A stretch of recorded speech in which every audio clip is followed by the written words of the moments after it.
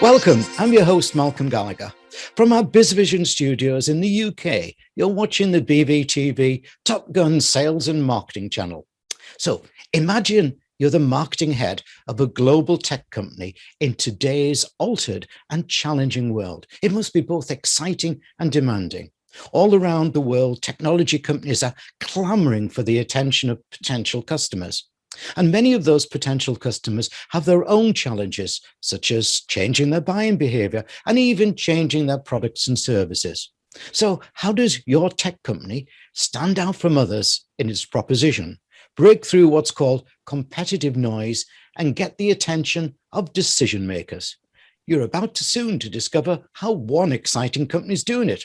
Now, Truata is a privacy tech company. It specializes in privacy risk assessment, de-identification, and the true anonymization of data.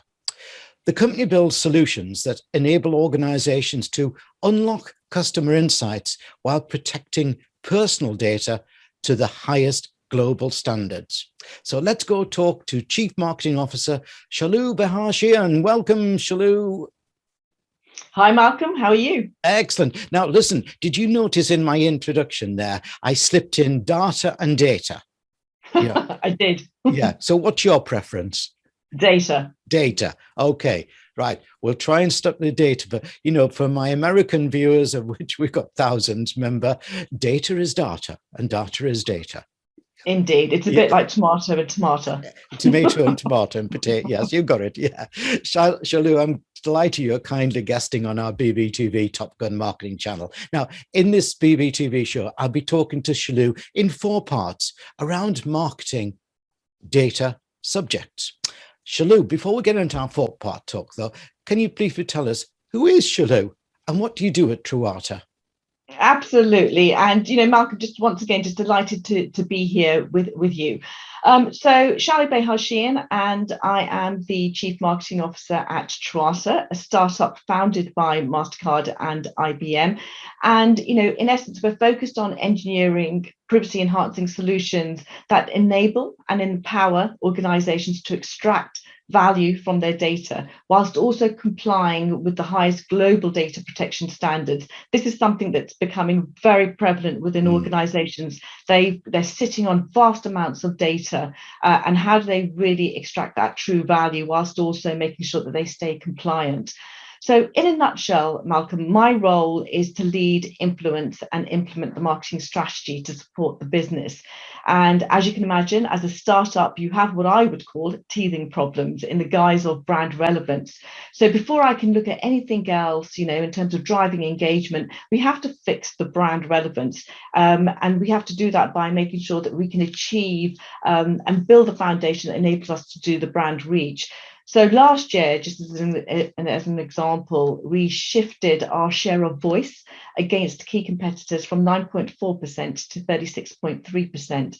And that's really key because that then sets the scene for us to then shift gears to the next stage in marketing. And sometimes, often as marketeers, we go straight into the tactical execution. And actually what we need to do is just sit down and actually just be conscious of where does the brand show up, how does it show up, and what does it mean to the audience that we're going after. Yeah, and it must have been, talking about that share of audience there, the share of voice, sorry, it must have been more challenging as well during this pandemic because gaining visibility, which is almost the same thing in a way, isn't it, has not been easy because people have had other things to think about, their own challenges, their own worries and everything like that.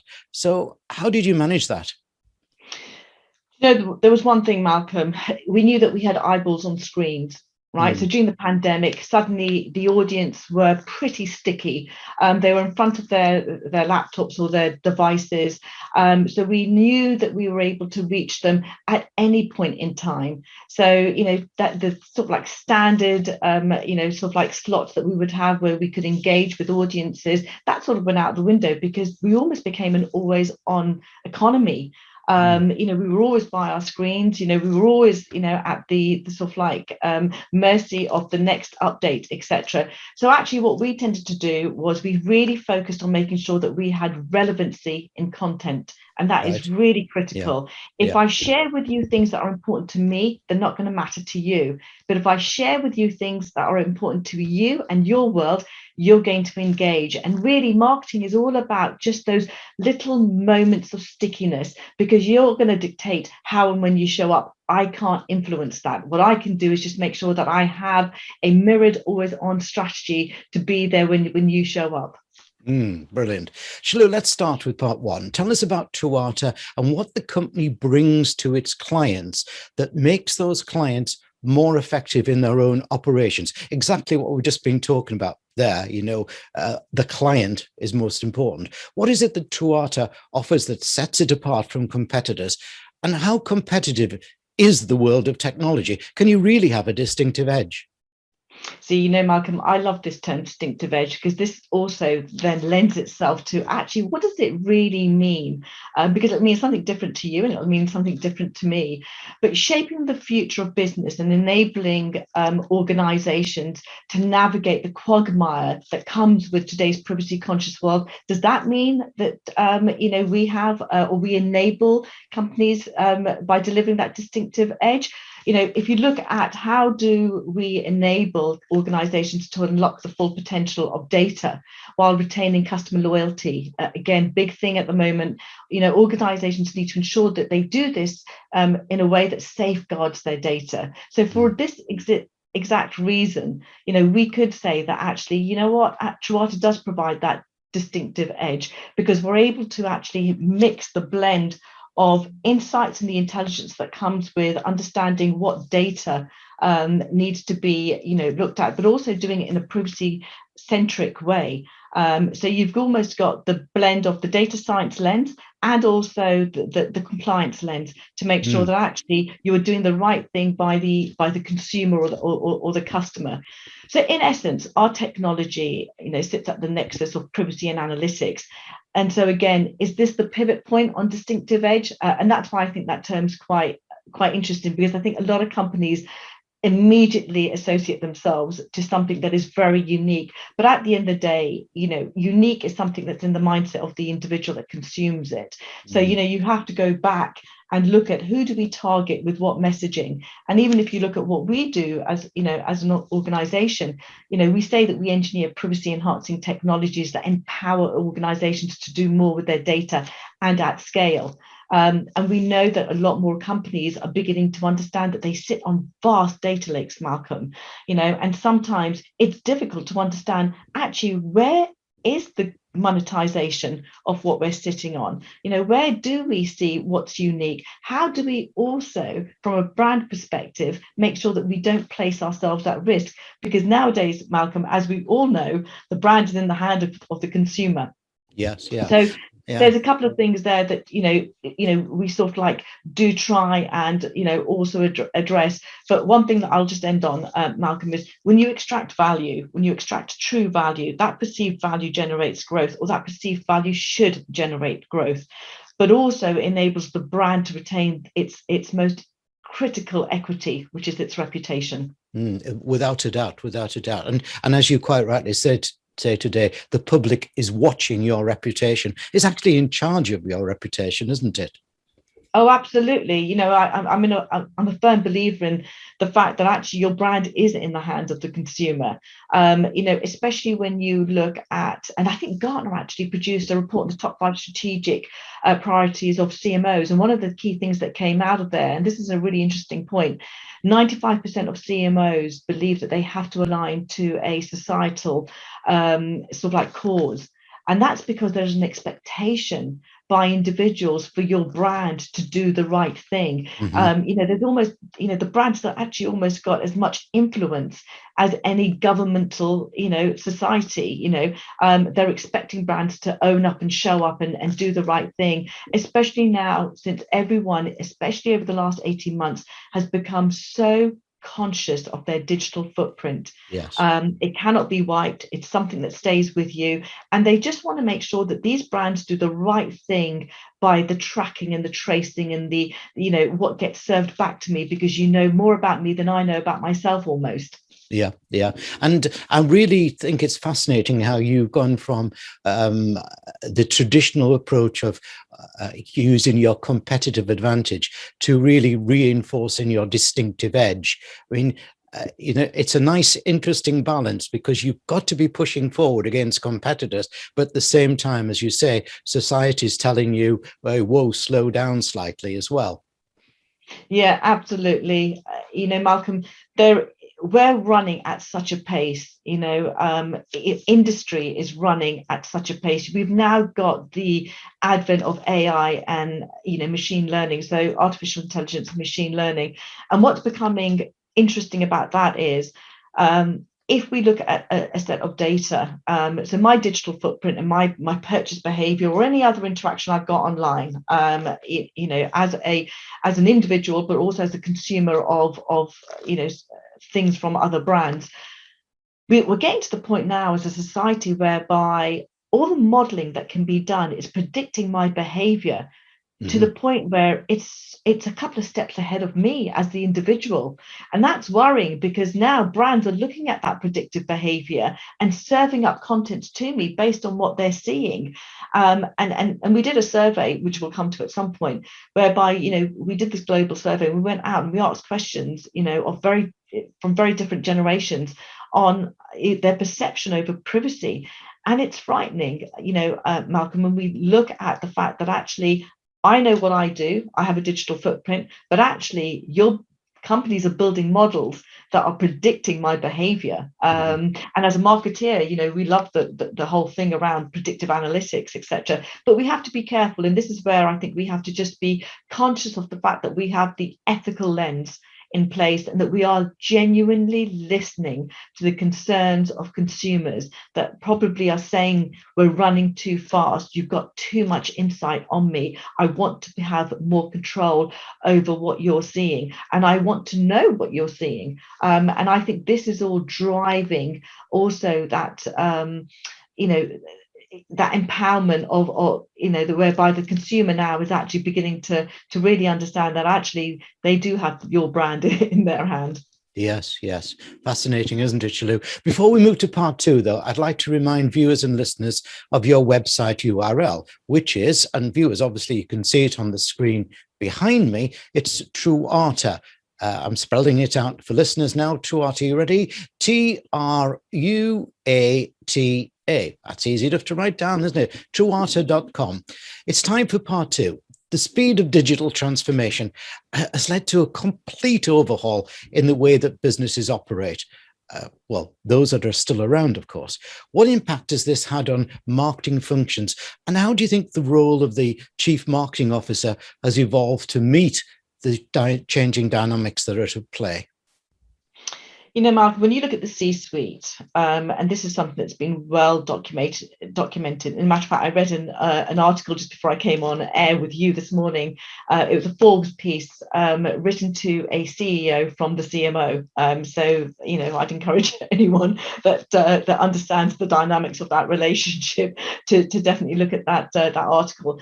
But the role of the CMO, if you look at the C-suite, the CMO has gone through the most transformation. If you look at things like the emergence of such roles as the CCEO, the Chief Customer Experience Officer, the CRO, the Chief Revenue Officer, the CGSO, the Chief Growth Strategy Officer, and then you have the lovely one, which is the Chief Storyteller. So there are so many evolutions and so many permutations involved with the role of the CMO, that actually this is an indication of the importance almost of getting this function right and getting this function truly embedded back into the business.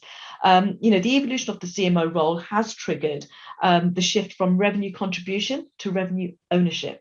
Whereby we are now accountable for meeting revenue targets. So years ago we would show up with our fantastic waterfall, Malcolm, that we all sort of like had, and we'd love to show what that waterfall looks like at each stage. But now, actually, long gone are the days where we bring that waterfall into the leadership meeting. Now what we're having to do is directly be able to communicate the direct correlation between marketing source to revenue. Mm-hmm. It's as simple as that. The relationship between sales and marketing truly has, if it hasn't merged, it's getting closer. This is why you have the role of CRO typically now, and I've seen a couple of organizations where the chief revenue officer owns both the sales and marketing remit, because that linkage has become critical. Marketing, I've been in companies where I've held a revenue number, but that's mainly because also we've had the SDR, the sales development, sort of like reps sitting underneath that, or at least the lead gen function, also sitting, under that. So we're able to not only bring in leads, but we're also able to manage them before we do the handover to sales. But there's another thing that's also driving the evolution. So, we would talk about customer experience. That's really, really critical. Yeah. Everything pivots around that customer experience, because as marketeers, we're trying to sort of like really make it the holy grail. We're trying to define it, we're trying to perfect it, and we're trying to make sure that there's no stone unturned in our approach. But actually, now we're talking about customer intimacy. Right. Mm-hmm. So really, customer experience it has also in essence evolved, and customer experience, customer intimacy is where really content and engagement are the triggers for behavioral economics. And this is important, Malcolm, because now as marketeers, we're having to become almost behavioral scientists in our own way. We're having to really understand what happens when someone lands on, for example, a piece of content or on our website. If we do eye tracking, or if we use many of the MarTech tools out there, where are they landing? What are the 3-second moments? Are we serving up what they need? How far or how deep are they having to navigate before they get to where they need to get to? So really understanding what gets measured really is critical, because knowing what matters is of essence. I know you've said speed to insight drives speed to action. And Yeah. I think that's really important in today's altered world, where adaptability, agility are really crucial, aren't they? Oh, yeah, absolutely. But there's another thing, everyone talks about digital transformation and the whole data explosion, but this means something very, very different, to marketeers. The landscape's become complex. It's become complex because there is a plethora of MarTech tools also that exist out there. So now there's a tool for everything that as a marketer that I'd want to look at. I could do social listening. I could do, looking at, the sort of like connection between human and non-human content. We're having to now even think at that level. So whereas before we would pivot around the safety of producing content, because content is key, we're now having to look at actually how is that content served up? Is it served up in a human to human context, or is it served up in a non-human sort of like environment? And that content consumption and how it's consumed has become really key, and it's become a linchpin of actually how organizations are beginning to influence and communicate with their audiences. But and I mentioned this earlier, Malcolm, progressive profiling, it's become so sophisticated. I mean, and the great thing about being in marketing for the number of years I've been in marketing, Malcolm, and I've always wanted to be able to say this, it's great to be able to say, actually, I've seen that evolution in my lifetime as a marketeer, whereby, we started off with some really basic sort of like tools almost in the way, and almost quite innocent ways that we would go to market. But now we're looking at working with data scientists and looking at progressive profiling and looking at predictive analytics. And so behavioral economics is becoming really critical as a CMO in terms of those insights are really key to us understanding, how do we really drive growth, but real-time growth as well. Yeah, and it is that speed that is exciting as well. I mean, this year is my 50th year since I joined the fledgling company called Thomson Holidays, which became one of the world's top, and went through the Thomson marketing program. And those days we had telex to communicate with our resorts, and a computer the size of, or I think it was about 100 yards long, just to print the airline tickets. And its speed is, I think that's the bit that's frightened so many people, particularly those people who are not at the helm of marketing as you are there. And they're saying, whoa, where's it going? If that's happened in 50 years, what's going to happen in the next 5, And I want to take that stuff back from you that you've got on me. Well, yeah. So, Malcolm, you make a really valid point here. We're moving at such pace that actually we're beginning to not lose control, but we're beginning to understand that if we continue and not apply brakes, we're going to be in a space whereby there's just an influx of information. And this goes back to what we do as an organization. Companies are sitting on way too much data. Yes. And if they don't know how to play with it, if they don't know how to manipulate it, if they don't know how to really put the customer at the heart of all their transactions, they're going to end up being the brands that are going to be left on the side. And this is why, we talk about privacy by design. And it's critical. And there are a lot of great companies out there that are genuinely privacy centric in their approach. They are genuinely customer centric in their approach, and that are beginning to realize that actually the voice of the customer is critical. Mm-hmm. And the voice of the customer you have to be conscious of what what you're doing, the impact it's going to have, and how that's going to drive your next move. And so even from a marketing perspective, we have to constantly have that lens. A lot of us like to think that we're customer centric and that we're customer first, but are we really? So even when you look at CMOs, how many CMOs have spoken to actually the customer? How many have spoken or sat in on, research whereby, you're in a room and you're watching potentially your consumers interact with either a product or a piece of content that you've put out? How many of us are really conscious of the language our customers use and the language we use? And we spoke about this earlier, Malcolm, at the beginning where you mentioned this, sometimes we can both have the same dialogue, but we're speaking using very different terms and very different words. Mm-hmm. And, Malcolm, you mentioned this earlier. I think with technology also comes the evolution of language, because now, do I sound intelligent by using the big words? Because that may help me get to the next part of the conversation. Or do I say it in really simple language, in the hope that actually I'm using language that will just mean something to someone? And when you look at the global landscape that we live in, language also has become really important. We've got to go back to simplicity. We've got to go back to just saying it as it is. And we've got to also go back to making sure that actually we no longer have an audience that sits in one country. We have a global audience. And in order for us to truly resonate with that global audience, we've got to speak a language that they are immediately going to be able to connect with. And this is where the simplicity of the English language also comes into play. I mean, I love English. I love great words. I love big words. But I remember learning one really big word, for my my O-level English at the time, because I was told, just put some great words in there and you'll get through, and I did. But I think we have to just remember that sometimes we just need to go back to basics, and that's in everything, including language. As somebody once told me, write like the Daily Telegraph, but speak like the sun.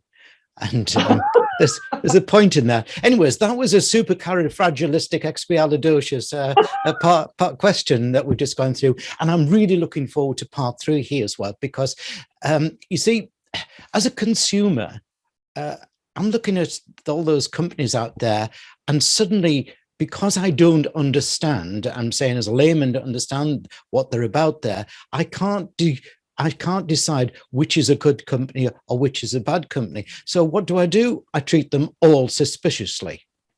You recently released a benchmark report, the Global Consumer State of Mind report for 2021.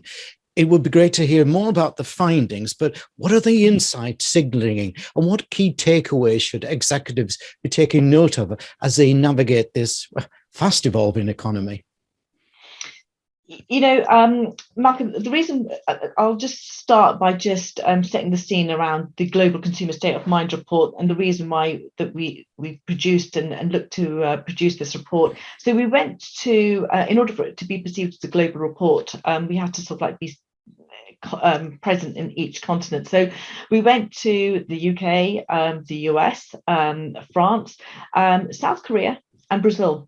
And the reason we went into those two countries was because of the regulation, the privacy laws that they had put in place.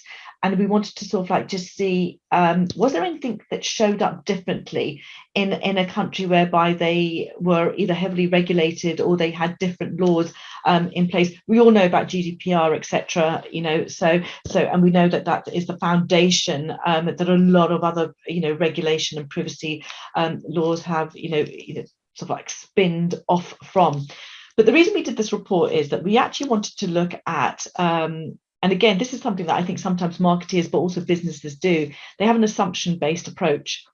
And that's really dangerous, because an assumption is based on your own individual insight. And sometimes it's really important to sort of like just come out of your own inner thinking and just think, is this how everyone else sees this issue or this challenge? So what we did was we looked at the changing dynamics that are at play due to the accelerated pace of digital transformation. And with the pandemic in the last 18 months, that has really shifted behaviors. That's really changed the way people are seeing themselves. It's forced us online. Right, so even our shopping, the most basic of things, we've had to go do everything online. So we've had to really just look at, actually, has the last 18 months changed the way or changed the perception people have of the digital landscape, right, their digital footprint, but also their own behaviors, their own conscious and unconscious behaviors. So we did this report, and actually the insights were actually fascinating, really. One thing that I would call out, first of all, is South Korea, the insights from South Korea. So South Korea is a country considered to have some of the strictest regulations, right? Didn't know that until we sort of like started looking at which countries we wanted to go into. And Brazil also, a country that has recently enforced a national privacy law. So it was interesting just to ask the same questions, but in those two countries as well, because we wanted to see, is there a difference in the way that those consumers show up, because they are heavily regulated.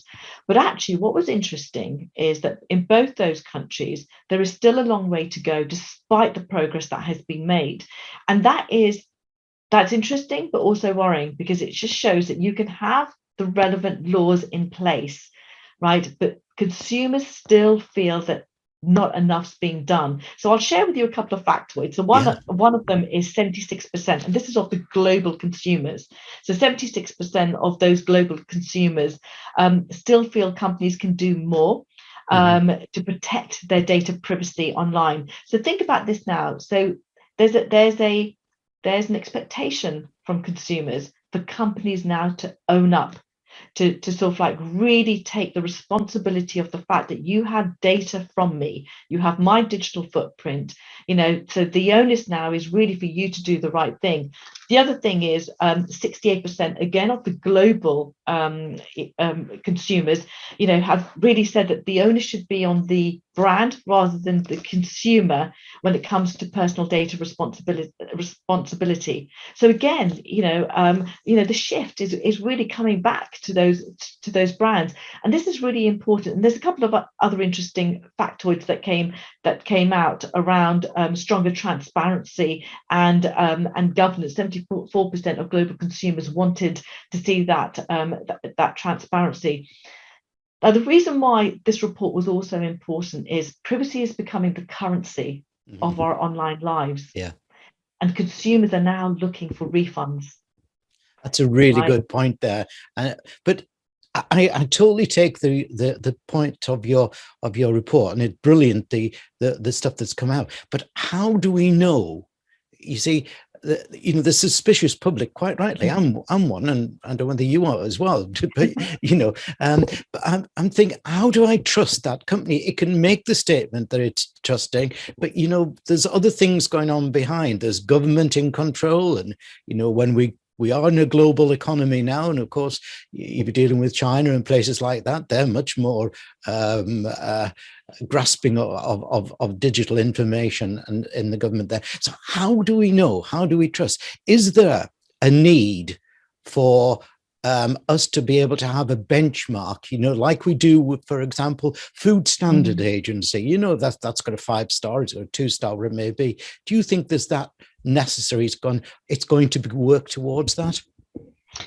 Malcolm, actually, this is interesting. So we asked a couple of questions around that, and 62% of these global consumers, felt that they did want some sort of certification around data privacy standards. So 62% of a global audience, that's a lot, yes. That are now saying, actually, we need some sort of kite mark or something that says, do you remember the old Intel Inside? Advert. So it's almost like, but it's I like now the music. I remember the music. There you go. But and the reason why this is now becoming something that is being discussed and it's even hitting consumers is because there is a correlation between my digital footprint and how it's perceived as a commodity. And I don't like that as an individual. The fact that I know that my digital footprint is now becoming and perceived as a commodity because it can be bartered, and that's a conflict, and this is why now, and when you look at organizations, they are really becoming conscious of the brand reputation. They're really becoming conscious of things like, a lot of them are using the word transparent. They're becoming really focused around doing the right thing for the brand, but more importantly, the right thing for the customer or the consumer. Because again, with the advent of social, Malcolm, years ago, if I wasn't happy about something, who did I tell? Yeah. Just the people around me. If I'm not happy about something today, who do I tell? I post it online. Yes. And that is that, the amplification associated to one post can do damage. It can highlight a cause. We see so many things that have become emotive to society today that really, through that aggressive amplification, suddenly becomes something that is, something that is being discussed. It's at the forefront. It's become an issue, etc. And this is why, we're having to really, really be careful about being responsible with data, but being ethically responsible with data. And this is why there is also an influx of regulations coming out in so many countries, because again, the onus is on countries to put the right governance in place, because I'm relying on, organizations around me to adhere to some form of governance, to sort of like be accountable. And this is another word that suddenly has become a word that I think over the last 18 months, it means a lot to a lot of people: accountability and transparency. Yeah. I'm sure if we did a sort of like a search on the most used words over the last 18 months, at some point those two words, will come up. But they're coming up in organizations as well. I find all of that really fascinating. And something that we tend to forget there as well is that today's new workers, millennials and so on, they don't want to work for a business where they feel that the data is being misused or that company isn't behaving ethically, don't they? Malcolm, you're absolutely right. This is something that is really interesting.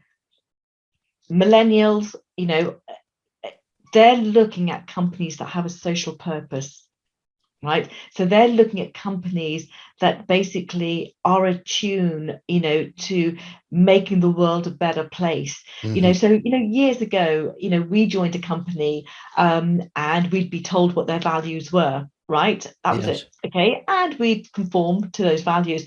Nowadays, when, and I think there was some research done around individuals looking at, for jobs, etc. But they were also looking at the values that a company had, because from the get-go, they wanted to know that there was a correlation between their own personal values and the values of that organization. And so this is, again, shifting the landscape, a little bit. But individuals want to work for a company that has got a social conscience, a social purpose, but that don't just talk about it, are able to illustrate it.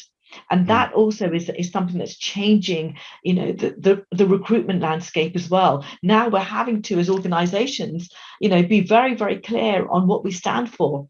And what our values are. Typically you'd associate values to families, or to, sort of like, ethnic minorities, where you've got different groups of individuals that belong to different ethnic backgrounds, and again, I mean, I say this because I come from a different ethnic background, and I know how I was brought up, and the values that my parents instilled in me, and they sit with me every day. They just sit with me. Now, as an employee, I have the values that I need to sort of like make sure that the company is able to also mirror, as well. And again, that changes a lot. But actually, to bring it back round again, when you understand how to build trust, because at the end of the day, it's all about building that trust and authenticity. And these are things, again, these are words that become really emotive, whereas before we'd be almost a little bit flippant about saying trust and authenticity. We knew what they meant, but now it really deeply means something different. So when we are able to build both that trust and authenticity, that drives value, and believe it or not, that drives also the brand relevance and the brand resonance. It's interesting, that word trust, because I interviewed a couple of times David Horsager, who's known now as the world's guru in the word trust, and the companies that are flying to meet him or ask him to visit, to talk about how do we become more trusting, how do we become a trusted leader there. Tell me, what's Truata doing to live what we've just been talking about? So actually, I like the word trust, Malcolm, because I think it's become a term that over the last 18 months we've all pivoted around in some guise or another. And what we're trying to do at Truata is make sure that that we ensure that consented data shares do not become data grabs. Right, so we're really making sure that we are able to sort of like look at the digital footprints, that are being leveraged or treated as a commodity, and looking at where is data being mishandled, where is it vulnerable to organizations, where is that risk in that data set seen, and how do you mitigate that risk? When you can sort of like measure the privacy risk in a set of data or a set of transactions, you're able to mitigate it. And that's ultimately what we're able to do as well. We're able to sort of like measure, mitigate, and also analyze. And this is important because when you look at recent controversies, for example, the NHS data transfers and the commoditization of personal healthcare, I mean, that's shocking, that actually that also was even on the table. But there are certain lines that get crossed, and there's certain risks that can be heightened, and privacy exposure becomes a real threat. But there's a need to sort of like really make sure that we all understand the same terminology when it comes to us talking about data trust, data transparency, from both a technical perspective, a legal perspective, but also as a consumer of whatever it is that organization is doing. I need to understand it in layman terms. So often what we'll see out there are terms like anonymization or pseudonymization. Now, again, just being really transparent, effective anonymization prevents any further re-identification of an individual. So the markers associated to that individual are removed even by a data controller. So this process involves transforming direct and indirect re-identification risks so that individuals cannot be re-identified. So that is true anonymization. not many do true anonymization, and we're able to offer that, whereby you can't go back to the source, you can't re-identify, because that's where the risk sits. And with the application of anonymization techniques in that result in data where re-identification can occur, the result is pseudonymization or pseudonymized data. So pseudonymized data rather than anonymized data is where you can go back and re-identify certain markers. But and again, we sit at that nexus that I spoke about earlier, around privacy and also analytics. And a lot of companies have good intentions. You have to just believe that they have good intentions. But when they see data and they look at analytics, they need to have the right blend of technical but also legal expertise to sort of like really ensure that privacy assurance and safeguard required to comply with regulations is there. And again, we build everything with privacy by design, and that's absolutely critical. And that actually is something that a lot of companies are conscious of as well. And this is really important, Malcolm, because in today's world we are so privacy conscious, as individuals, but also organizations are very privacy conscious, that we're having to rethink how we play with personal data. And when you look at most companies, want to unlock the value of their data. We all talk about the value of data sets, but we have to also just be conscious of the fact that when we unlock the value of the data, are we really driving customer loyalty? Are we really ensuring that actually we're doing it in a way that is safeguarding any risks associated to it?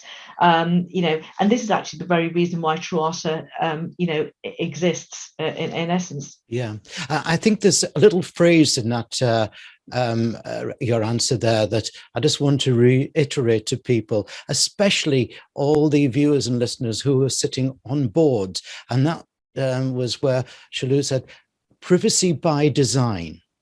Privacy by design. And I think that that's what every board member should be asking of their leader. What are we doing about designing in privacy? And I want to stay with the word we just discussed beforehand, trust. Given the commercial and societal need to work with big data to overcome challenges, how do we move forward from here? How do governments and organizations build trust while still benefiting from the invaluable resource that's data? I think there is a shift, Malcolm.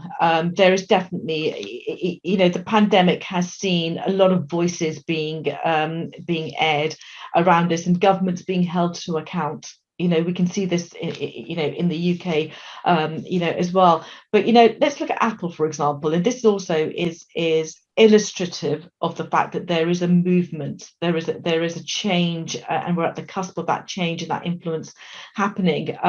If you look at Apple and you see the importance that they're playing around privacy in their own commercial strategy, the introduction of privacy labels to break down the barriers of privacy policies that wedge between the brands and the consumers, or their opt-in requirements under their app tracking transparency. I mean, this, did we think that was going to happen, a couple of months ago? We're now with this, being able to sort of like see future thinking brands, that are becoming more privacy conscious. They're beginning to understand that the ROI, we talk about the return on investment all the time, but there's an ROI on trust. There's an ROI in transparency. There's an ROI in just keeping it honest, in just basically being able to let me see what you're doing with what you have.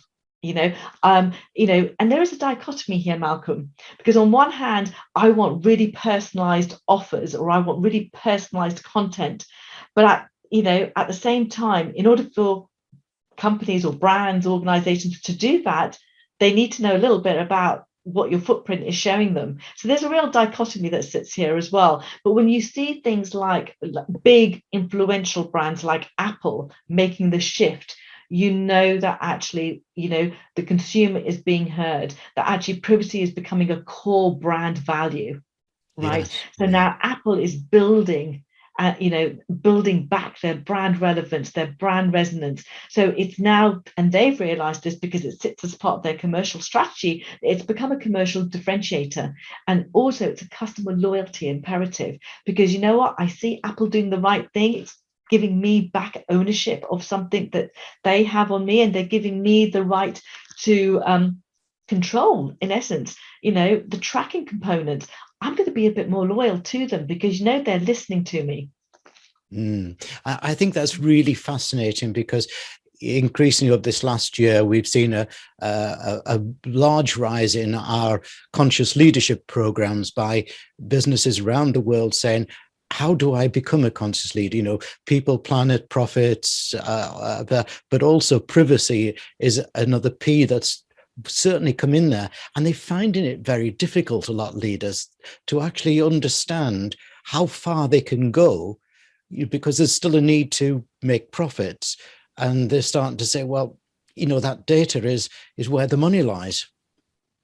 It is. And you mentioned something, Malcolm, that's interesting. How do you become a more conscious leader? And years ago, I worked for a high-tech technology brand, and went through a 6-month conscious leadership course. It's one of the best things that I've ever done. And it really shaped me as a leader, because what you learn to do is deeply listen. Yeah. And you learn to sort of like really listen to what's not being said, which is probably more important than listening to what is being said. And I learned that because I also do sort of like coaching and refugee mentoring as well. And I took some of what I learned as a conscious leader into some of the mentoring that I do with other professional women, but also refugees. And especially with what I do with refugees, what not's being said is probably the most important thing. And you have to learn to listen to that. And that's when you're conscious, and you're a conscious leader, because you know what to listen out for, and what to what influences your next move, and what influences the next thing that you say. Sadly, Shallu, we must end our absolutely fascinating conversation. Technology can be mind-boggling, especially in its continuing pervasive fast march. Our lives can be made better for technology and its innovation, without a doubt, but we need to have quantum assurance that the delivering company has the right values and the right management. My guest today, Shallu Behar-Sheehan, has hopefully given you that quantum assurance about the dynamic company Tuata. Shallu, thanks for a great interview. Malcolm, absolute pleasure, and thank you for a great conversation.